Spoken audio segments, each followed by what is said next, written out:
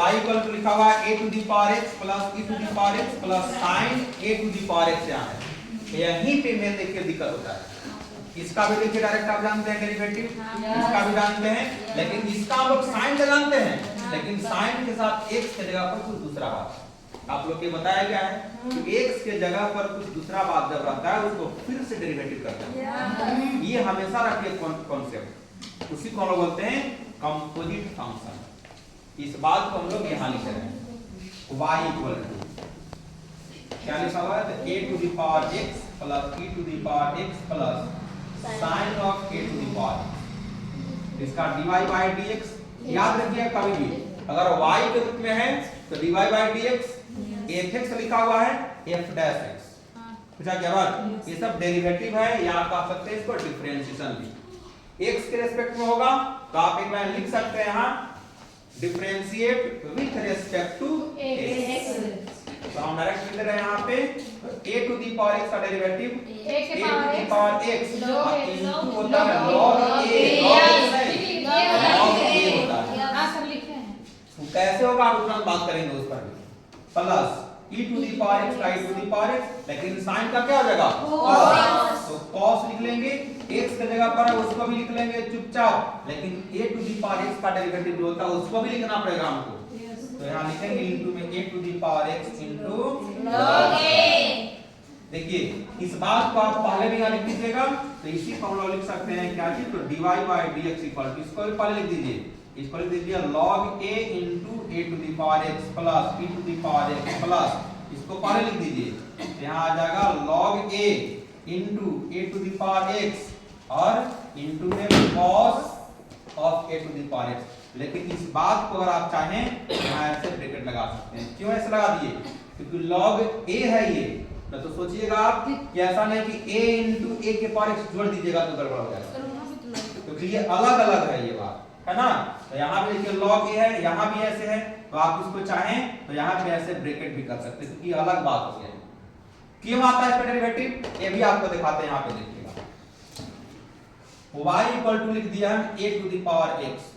याद रखिएगा हमेशा किसी भी फंक्शन के पावर में वेरिएबल हो, यानी वेरिएबल के पावर वेरिएबल हो, फंक्शन के पावर फंक्शन हो, उस कंडीशन में लॉग लेकर के बनाते हैं। तो देखिए तो यहाँ a के पावर x है कि नहीं, yes, तो पावर के पावर आ गया कि नहीं, yes, तो इस बात को हम लोग क्या करेंगे, लॉग लेना पड़ेगा। लॉग लेंगे तो यहाँ दोनों तरफ लॉग, जो काम करते हैं हम लोग गणित में बोथ साइड काम करते हैं, है ना। इसको हम लिखेंगे यहाँ पर taking on both side, taking log on both side, यानी दोनों तरफ लॉग लेने पर। तो जैसे आप लॉग लेंगे दोनों तरफ तो ये हो जाएगा यहाँ पे क्या चीज, log y, और यहाँ जब लिखेंगे तो log a to the power x। एक फार्मूला आप लोग के बताया गया होगा कि अगर यहाँ लिखा हुआ है log x के पावर n, तो आप इसको लिख सकते हैं n इनटू log x। तो ये पावर पहले चलाएगा, इसको लिख लेंगे हम लोग log y इक्वल टू क्या लिखेंगे, x इनटू log a लिखेंगे। अब आपको बताया क्या होगा, प्रोडक्ट रूल, गुना वाला, किसी को फर्स्ट किसी को सेकंड आप मान सकते हैं। तो log y यानी कि log x टाइप का है कि नहीं, तो 1 by x होता है उसका log x का, लेकिन यहाँ y है तो 1 by y होगा, लेकिन y जब आता है तो उसको फिर से डेरिवेटिव करते हैं, तो y का क्या हो जाएगा, dy बटा dx इक्वल टू, किसी को फर्स्ट ले लीजिए फंक्शन, इसको लेके मान लीजिए x चुपचाप, इसका डेरिवेटिव क्या है, कांस्टेंट में है ये बात, इसका डेरिवेटिव 0 हो जाएगा, इनटू में क्या होता है प्लस, फिर जिसका डेरिवेटिव करते हैं उसको लिखते हैं हम लोग चुपचाप, log a चुपचाप लिख दिए, x का डेरिवेटिव कीजिएगा तो x का होता है 1 इनटू में लिखते हैं।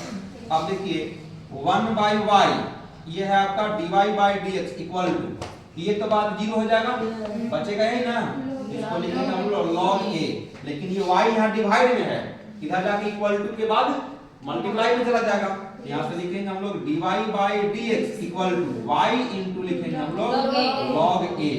अब y का वैल्यू मेरे पास कितना है, a के पावर, इसी को हम लोग यहाँ पे लिख देंगे dy by dx equal to a to the power x, और इनटू लिख देंगे हम लोग log a। यही बात हम लोग रट जाते हैं, डायरेक्ट जान जाते हैं कि अच्छा इसका derivative a to the power x into log a।